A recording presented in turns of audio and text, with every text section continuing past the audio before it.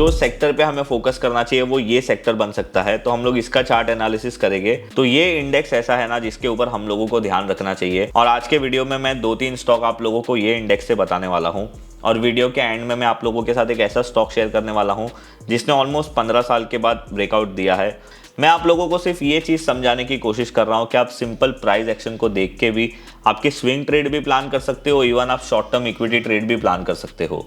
नमस्ते दोस्तों, मैं विजय ठक्कर और आप लोगों का सबका स्वागत है हमारे एक नए स्टॉक्स फॉर द वीक के वीडियो में। अभी आज के वीडियो में हम लोग डिस्कस करने वाले हैं मार्केट के बारे में, और मैं आज आप लोगों के साथ एक ऐसा सेक्टर डिस्कस करने वाला हूं जो मुझे ऐसा लग रहा है आने वाले 4-5 महीनों के लिए हम लोगों को फोकस करना चाहिए।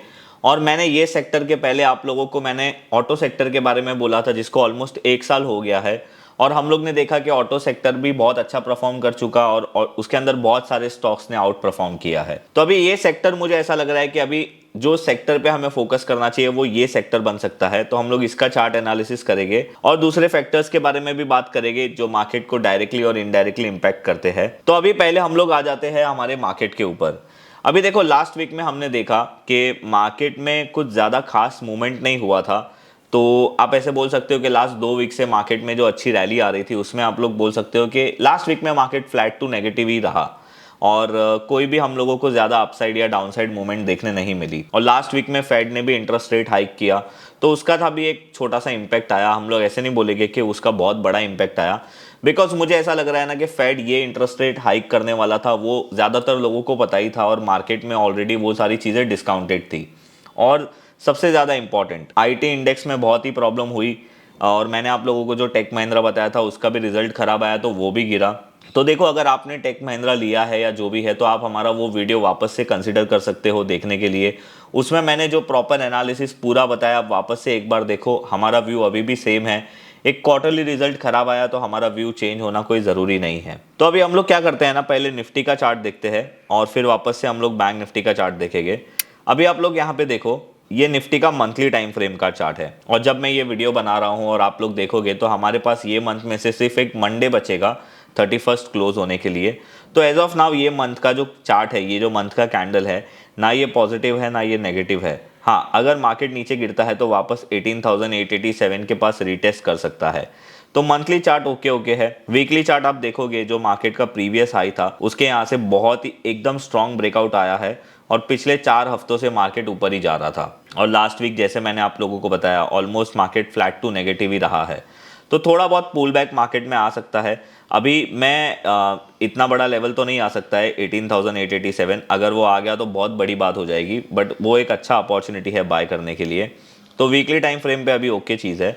अभी हम लोग डेली टाइम फ्रेम पे देखेंगे। देखो, मार्केट को है ना, पहले ये एक रेजिस्टेंस था, और आप अभी नोटिस करोगे कि मार्केट इतना ऊपर जाके फिर से अपने रेजिस्टेंस के पास आया है, और फ्राइडे के दिन मार्केट ने थोड़ा बहुत यहाँ पे रिजेक्शन दिखाया जो अभी मार्केट का सपोर्ट बनता है। तो अगर ये लेवल हम लोग ब्रेक करते हैं आने वाले वीक में, जो है 19,520 का, तो मोस्ट प्रोबेबली हम लोग 19,300 के लेवल तक आ सकते हैं। और अगर 19,300 का भी लेवल ब्रेक हो जाता है, जो मुझे ऐसा लग रहा है होना नहीं चाहिए, तो हमारे जो दरवाजे हैं वो 18,887 के लिए ओपन हो जाएंगे, and which will be the very good number two, again अगर आपने ये रैली मिस की है तो बाय करने के लिए एक रीटेस्ट एरिया बनेगा। अभी अगर हम लोग बैंक निफ्टी का चार्ट देखेंगे तो इसमें भी हम लोग पहले मंथली देखते हैं। अभी देखो, बैंक निफ्टी में है ना, कंपेयर टू निफ्टी इतनी स्ट्रेंथ नहीं दिख रही है, बट फिर भी बैंक निफ्टी का ये मंथली चार्ट अभी ऐसे डोजी टाइप का बना है, और अभी सिर्फ एक ही दिन बाकी है ये मंडे का मंथली कैंडल क्लोज होने का। तो अभी पता नहीं उसमें क्या होगा, but as of now bank Nifty का चार्ट कंफ्यूजन में है, और टॉप पे डोजी बन रहा है, which is not a good sign. अभी आप वीकली चार्ट देखोगे बैंक निफ्टी का, तो अगेन वीकली चार्ट में भी बैंक निफ्टी में जो मेजर ब्रेकआउट आया था वो 44,500 पे आया था, और अभी हम लोग 45,468 के आसपास चल रहे हैं। मतलब प्रीवियस रेजिस्टेंस से ऑलमोस्ट 1,000 पॉइंट आप बोल सकते हो कि हम लोग ऊपर है। तो अगर आप यहाँ पे देखोगे डेली टाइम फ्रेम में, बहुत ही सिंपल सी चीज़ है। आपको मैं यहाँ पे एक चीज़ दिखाना चाहता हूँ। अगर आप यहाँ पे एक चीज़ नोटिस करोगे ना, जो मार्केट का पहले रेजिस्टेंस था, पहली बात तो वो अभी हमारे लिए एक सपोर्ट बना है, और दूसरी और सबसे इम्पॉर्टेंट बात कि अगर ये सपोर्ट ब्रेक होता है 44,500 का, तो ज़्यादा चांसेस है कि हम लोग ये लेवल देख सकते हैं विच इज़ 43,500। या 400 आप बोल सकते हो। तो अभी हमारे लिए आने वाले वीक में सबसे इंपॉर्टेंट लेवल है 44,500 का, और रेजिस्टेंस की बात करूं तो जो हमारा अभी 46,285 का नंबर है वो हमारे लिए एक इंपॉर्टेंट रेजिस्टेंस का रोल प्ले करेगा। तो ओवरऑल मार्केट में मुझे देख के ऐसा लग रहा है कि मार्केट अभी बुलिश है, बट थोड़ा बहुत उसमें करेक्शन आ सकता है। और अगर जैसे मैंने आपको बताया बैंक निफ्टी में 44,500 और निफ्टी में अगर हम लोगों को 19,300 के आसपास मिलता है तो ये एक अच्छी बाइंग अपॉर्चुनिटी बनेगी। बट अगेन वहाँ पे कैंडल्स कैसे बन रहे हैं, अगर बेरिश कैंडल बन रहा है तो हमें नहीं करना चाहिए, अगर बुलिश कैंडल बन रहा है तो हम लोग बाय कर सकते हैं। अभी देखो आज के वीडियो में मैं आप लोगों के साथ जो सेक्टर डिस्कस करूंगा ना, वो सेक्टर में मुझे ऐसा लग रहा है, मैं पहले आप लोगों को वो सेक्टर बता देता हूँ। अगर आप यहाँ पे देखोगे लास्ट वीक की हम लोग अगर बात करें तो सबसे ज़्यादा जो परफॉर्मेंस है वो रियलिटी सेक्टर ने किया है, फिर फार्मा, फिर हेल्थ केयर, फिर सीपीएसई। अगर सबसे खराब सेक्टर की हम बात करें तो FMCG, IT, financial service, private bank. तो देखो मार्केट में क्या है, कभी कोई सेक्टर परफॉर्म करता है, कभी कोई दूसरा सेक्टर परफॉर्म करता है। तो मुझे अभी ऐसा लग रहा है कि आने वाले टाइम में निफ्टी फार्मा, अभी मैं आप लोगों को चार्ट दिखा देता हूं, ये निफ्टी फार्मा इंडेक्स का मंथली टाइम फ्रेम का चार्ट है और आप यहां पे क्लियरली देख सकते हो कि अभी मतलब बहुत टाइम पहले फार्मा इंडेक्स ने 13,330 के आसपास ब्रेकआउट दिया था, पर वो ब्रेकआउट फेल हो गया और वापस से फार्मा इंडेक्स ने, मतलब आप देखो मार्केट में किसी को भी ये चीज़ के बारे में पता नहीं है, बट फार्मा इंडेक्स एकदम अचानक से लीड करने लगा है। तो ये इंडेक्स ऐसा है ना जिसके ऊपर हम लोगों को ध्यान रखना चाहिए। और आज के वीडियो में मैं 2-3 स्टॉक आप लोगों को ये इंडेक्स से बताने वाला हूँ, और वीडियो के एंड में मैं आप लोगों के साथ एक ऐसा स्टॉक शेयर करने वाला हूँ जिसने ऑलमोस्ट 15 साल के बाद ब्रेकआउट दिया है, और वो आप बोल सकते हो कि कंस्ट्रक्शन सेक्टर से ही है। तो ये जो दो लीडिंग सेक्टर है हम उसके ऊपर ही आज स्टॉक के ऊपर बात करेंगे। अभी देखो अगर हम लोग एफआईएस की बात करें ना, तो लास्ट वीक में सिर्फ 2 दिन एफआईएस लोगों ने बाइंग किया था आउट ऑफ 5 डेज, बाकी सारे दिन एफआईएस की सेलिंग थी, और सेलिंग नंबर भी थोड़े मतलब ओके थे, इतने भी ज़्यादा नहीं थे, और बाइंग नंबर भी कुछ खास नहीं थे। तो एफआईएस के नंबर से हम लोगों को ये लग रहा है कि शायद एफआईएस को अभी फिलहाल लास्ट वीक हमारे मार्केट में कोई इंटरेस्ट नहीं था। अगर हम लोग डॉलर इंडेक्स की बात करें तो वापस से वो 101.55 के आसपास ट्रेड कर रहा है। अगर मैं इंडिया विक्स की बात करूं तो अभी ये 10.13 पे ट्रेड कर रहा है। आप बोल सकते हो कि अभी तक का लोएस्ट नंबर पे इंडिया विक्स ट्रेड कर रहा है पिछले कुछ हफ्तों से। क्रूड ऑयल की बात करूं तो फिर से $80 आ गया है, क्रूड ऑयल भी थोड़ा बहुत अपसाइड मूवमेंट दिखा रहा है। बट ये जो नंबर है ना एफआईएस के, डॉलर इंडेक्स के, इंडिया विक्स का, क्रूड का, ये सारे नंबर से मुझे ये लग रहा है कि मार्केट में कोई पैनिक सिचुएशन नहीं है, तो ये सारे नंबर नॉर्मल है। तो चलिए अभी हम लोग क्या करते हैं, आज के जो हमारे फार्मा इंडेक्स के जो इंपॉर्टेंट स्टॉक है जो मुझे ऐसा लगता है आप लोगों को बताना चाहिए, पहले मैं वो बता देता हूँ और लास्ट में मैं आप लोगों को वो 15 ईयर वाला ब्रेकआउट वाला स्टॉक बताता हूँ। तो आज का जो हमारा पहला स्टॉक है उसका नाम है जैक्सन पाल फार्मा लिमिटेड। अभी देखो ये स्टॉक का आप लोग अभी वीकली टाइम फ्रेम का चार्ट देख रहे हो, और ये स्टॉक मैंने आप लोगों के साथ पिछले किसी एक संडे वाले वीडियो में शेयर भी किया था, और वो टाइम पे भी ये स्टॉक में एक अच्छा ब्रेकआउट हो रहा था, और मेरे ख्याल से वो लेवल 200 या 250 लेवल था। अभी मैंने वापस से ये स्टॉक को इसलिए सिलेक्ट किया है, उसका 2 रीज़न है। एक तो ये स्टॉक आप यहाँ पे आप देख सकते हो क्लियरली, अभी इसने अपना रीसेंट जो रेजिस्टेंस था 403 से लेके 420 का, वो रेजिस्टेंस को आप यहाँ पे अगर क्लियरली देखोगे तो ये स्टॉक ने बहुत ही स्ट्रॉन्ग प्राइस कैंडल से ब्रेक किया है। तो ये जो ब्रेकआउट होता है ना, इसको मैं किंग कैंडल का ब्रेकआउट बोलता हूँ, और ये बहुत ही स्ट्रॉन्ग है। अभी यहाँ पे सिर्फ अगर आप देखोगे ना तो ये जो ब्रेकआउट है वो ज़्यादा बड़ा नहीं है, ऑलमोस्ट 1 साल पुराना ब्रेकआउट है। तो ये स्टॉक को आप अपनी वॉच लिस्ट में रख सकते हो शॉर्ट टर्म गेन्स के लिए। अभी अगर आप लोगों को इसमें टारगेट कैलकुलेट करना है तो बहुत ही सिंपल है, आप लोगों को हमारा जो रेंज कैलकुलेशन है वो यहाँ पे लेना है, और उसके बाद आप लोगों को ब्रेकआउट के बाद ऊपर रख देना है। तो आप लोग देखोगे कि अभी ये स्टॉक का प्राइस 452 के आसपास चल रहा है, इसका टारगेट 550 आ सकता है। देखो इसमें इतना बड़ा टारगेट नहीं आ रहा है, बट इसका ब्रेकआउट बहुत स्ट्रॉन्ग था, इसीलिए मैंने आप लोगों को बता दिया। अभी जो हमारा एक दूसरा स्टॉक है उसका नाम है सन फार्मा लिमिटेड।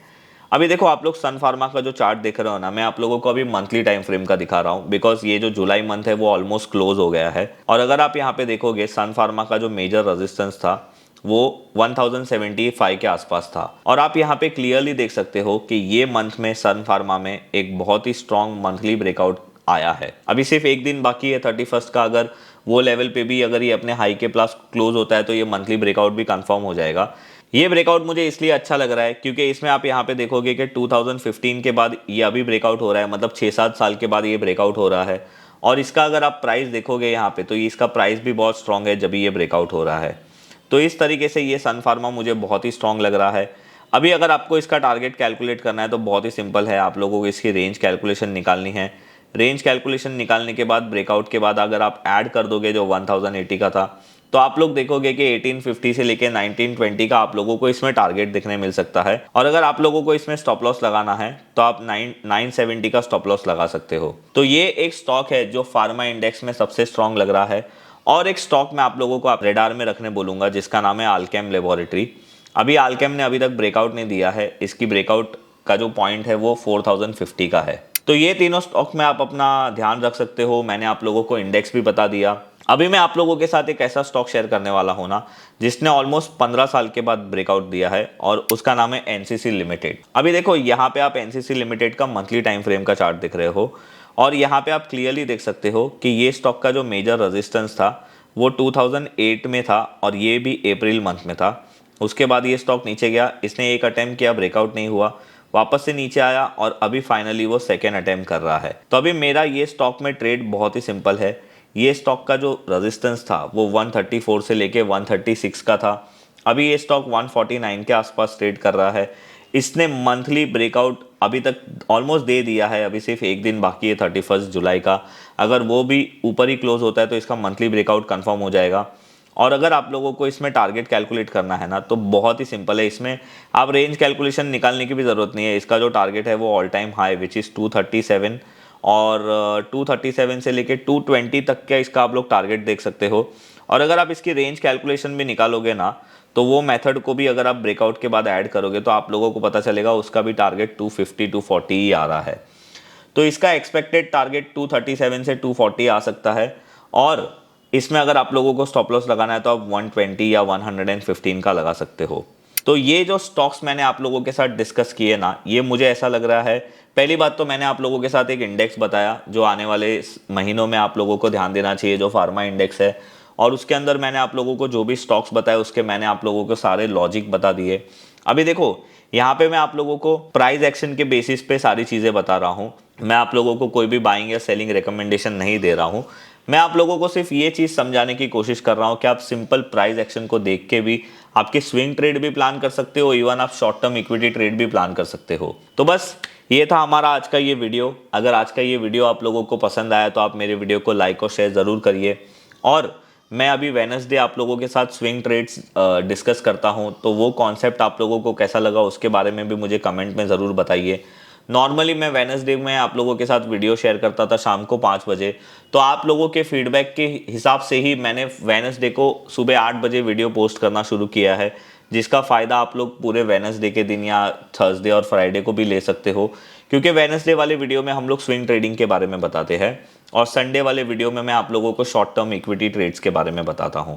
तो उसके बारे में मुझे ज़रूर बताना कि ये आइडिया आप लोगों को कैसा लगा। और हाँ, अगर आपने हमारे चैनल को अभी तक सब्सक्राइब नहीं किया है तो सब्सक्राइब ज़रूर करिए। मैं मिलूंगा आप लोगों के साथ ऐसे ही कोई नेक्स्ट वीडियो में, तब तक के लिए बाय बाय।